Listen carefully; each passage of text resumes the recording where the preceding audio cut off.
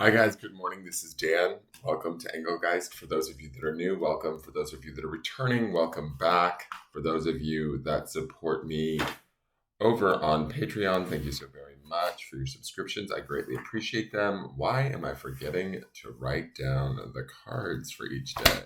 It's like brain fart. Hold on. So we had the King of Wands yesterday, and we had fogged in, go slow, take time, fogged in, go slow, take time. And then it was about health, however that manifests in your life or wherever we can manifest that and focus on that in our life. All right, so this is for Tuesday, the 3rd of May. It's a collective reading. It's for all signs. It is a broad spectrum reading, so how I speak or what I say, you need to figure out where it best fits in your life, if at all. Please check out the drop-down menu if you're new to me. In there, it's just stuff I want you to think about and utilizing in my readings. Also, kind of where and how to find the cards that I use, how to follow me on social media, how to book a private reading. All of that stuff's available to you if you choose to do so. Please hit the thumbs up button, even if you're just doing a drive-by and you've enjoyed the reading. I greatly appreciate that. You can also leave me a question or comment, whether you're a regular viewer or a drive-by. Feel free to leave me a question or comment. And subscribe if you're interested in the channel. It is daily content. It does go up every day. I will get back to doing lives at some point. I don't know when. I'm just kind of sort of adjusting to a lot of training for a new job. And that is good. A main focus of mine, although this is sort of my passion and my love, is divination, tarot, charmings, pendulums, things of that nature. So as I grow this channel, which has gone slowly over a period of time, but as I grow this channel, hopefully this could be, my full-time work. That would be my ultimate dream and goal. But I need your guys' help with that. So please do those things that I just specified. Thumbs up, subscribe, share the channel out, tell your friends about me, let other people know on YouTube that I exist. Leave me a question or comment. All that stuff greatly helps, okay? So let's see what's going on with the cards today. And this is not, I always say this too, this is not solely set for the 3rd of May, Tuesday, right? The message in here could be, if you're seeing it on a different date and it still pertains to a specific situation you're looking at, thinking about, or dealing with, take the reading rather than the date. Feel free to have that flexibility to give yourself the support or the validation that the reading may be providing you, okay? All right, so let's see what's going on here. What do the cards want us to know? We just came through that new moon in Taurus. And I think we're still even feeling the effects of it, to be honest, if I remember correctly. But I certainly felt like knocked out of my head all day. Really weird. I don't know if it had to do with that or what, but I just didn't feel like I was much capable of doing anything. All right, so here is your tarot card for the day. It is the 7 of Swords. Now, I feel like, No, we had wands. We had lots of wands this week. 7s are about a conscious choice, right? Like sort of focusing on something and choosing it rather than just allowing it to happen to us or, going after something, right? A mental choice. Swords are the element of the mind or our thoughts, how we communicate. The 7 of Swords, though, oftentimes is not really a welcome card. It usually indicates, as far as scenario-wise, somebody's not telling the truth. Somebody's sort of there could be a bit of thievery, lying by omission. For lack of a better term, it's the liar, cheater, stealer card. Now, underneath this, we have, I believe it was the 8 of Wands from the Sunday reading, which populates in the lower left-hand corner at the end of this reading. So if you want to watch that, those 3 cards are what sort of underpins these cards that we look at throughout the week, right? The 8 of Wands is a very dynamic, forward movement card. It's about kind of moving towards that with which we desire, whether it's a person, a situation, a job, whatever. It's going to be something that we're enamored with, or something that's enamored with us, that's going to be trying to attempt to move towards us in a positive manner, right? And then yesterday we had that King of Wands, which I don't mind him being there with the Eight of Wands, because it just kind of puts further fuel on the fire, so to speak. It gives further direction, it gives authority, it gives like a steady, like elegance or intelligence to whatever it is we choose to do. Now, today, though, this kind of throws me off a little bit. The Seven of Swords. Swords is complementary to Wands, I will say that. So that's not a bad thing necessarily if that Eight of Wands is still underpinning this. But the Seven of Swords would indicate something's not right, right? Something's not being seen, communicated, told in whatever the truth may be, whether that is somebody lying to us or whether we are lying to somebody else or to ourselves. There's some sort of a deceit going on, right? And deceit sometimes, we can tell little white lies, or we can kind of deny looking at the elephant in the room for fear of like seeing it for what it is, or having to deal with something we're not ready to deal with, right?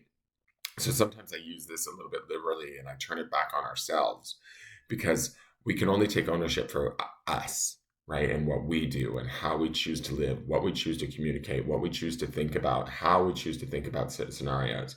Now, to me, this Seven of Wands could be us lying to ourselves in limitation. And what I mean by that is, are there things that we're telling ourselves in regards to what our desires are that we're like maybe backing off and going like, oh no, I can't accomplish that.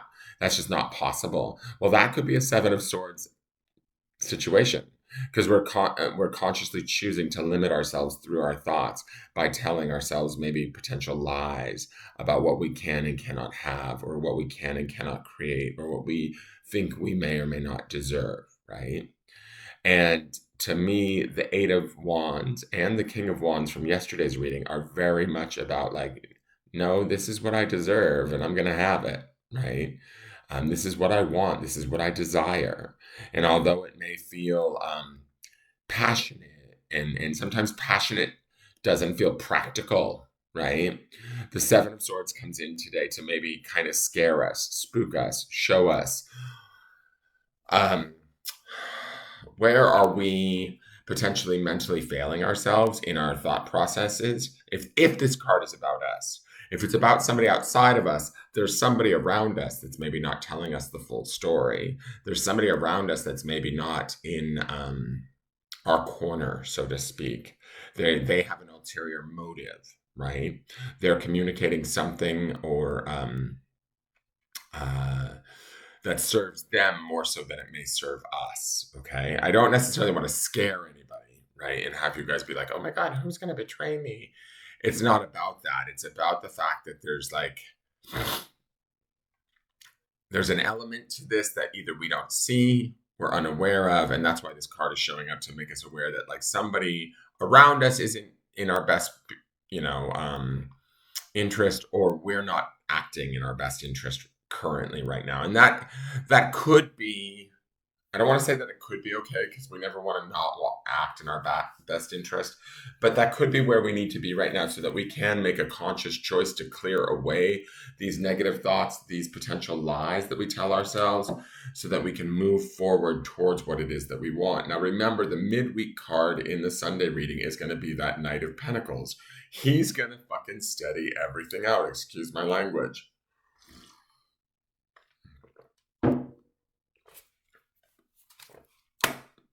He's going to walk up in here and he's going to be like, okay, Brenda, for lack of a better name. Okay, Brenda, where are you not telling yourself the truth about what you deserve? Where are you fulfilling, or communicating lies either within yourself or around yourself, or who is communicating lies to you that don't necessarily serve? And are you going to consciously choose to believe those lies and follow suit with those lies and act accordingly to those lies, whether they're your own or somebody else's? Or are you going to become aware of them and consciously choose to do something different today? And I think that the strength of the the Eight of Wands is always a positive movement forward, right? So I feel like that's going to be a positive movement away from some of these thoughts, whether they're our own or somebody else's that are not serving us, right? But also, I do believe that the Knight of Pentacles is going to take us, albeit slowly but steady, away from this stuff. He's going to make us be more practical, more discerning, more meticulous in looking at things for what they are and then seeing them quite clearly, quite grounded, not getting emotionally worked up and just being like, okay, let's move forward and this is how we're going to do it. And we're going to do it step by step. And some of you, I don't know why I'm getting this picture in my head, and it's probably because it's a swords card, but whatever it is that we are moving away from, whatever this sort of betrayal, lie, cheat, Seven of Swords representation is in our life, whether it's another human being or our own self-defeating behavior, it feels to me like we surgically have to remove it, right? We have to kind of undo it. We have to really look at it, sit with it, understand it. And then the Knight of Pentacles comes in and really gives us the steadiness and the wherewithal to conduct the surgery, make the conscious choice, move away from whatever this situation may be, whether it's self-induced or induced by those around us. This could be just something as simple as, it doesn't have to be some big dramatic betrayal. This could just be something as simple as, naysayers around us that they say they care about us, but they offer us only fear in response to their answers for us. Does that make sense? And that fear isn't necessarily our truth, right? So that would be like somebody that loves us and says, oh, well, you don't want to do that. What if this happens? So then we go into that place of, oh my God, well, what if that happens? And then we limit ourselves and we choose their worry or their fear for us or their possible outcome over the possibility of, maybe not even experiencing that whatsoever. Does that make sense? And we do that as human beings all of the time because I believe our human instinct is to want to protect ourselves from harm, pain, sadness, all of that sort of stuff. So I don't see this as a bad thing. I see this as actually like kind of an education in a way, this card. It's educating us to who's in our court, what thoughts are working for us, and then what do we need to consciously choose to be able to move forward in a steady, more productive way. I also, like I said earlier in Sunday's reading, that Knight of Pentacles in the midweek during this season, which is Taurus season, does not bother me whatsoever. He's very much in line with Taurian energy, and we just had that new moon in Taurus. So we need to pay attention to that too. And in essence, if we're setting up new things, new goals, new ideas from that King of Wands and that Eight of Wands as to what inspires us and what we desire, then we might need to surgically remove some of our hindering thoughts or the hindering thoughts of others that are around us that aren't necessarily true for us. Okay? It's not necessarily that they're so malicious. It's just they're not true. Okay? Let's look at the Sacred Traveler card. Oh, and look. It's our friend Fogged In. Go slow, take time. So we're still being reminded we don't have to make any split-second decisions yet. We can look at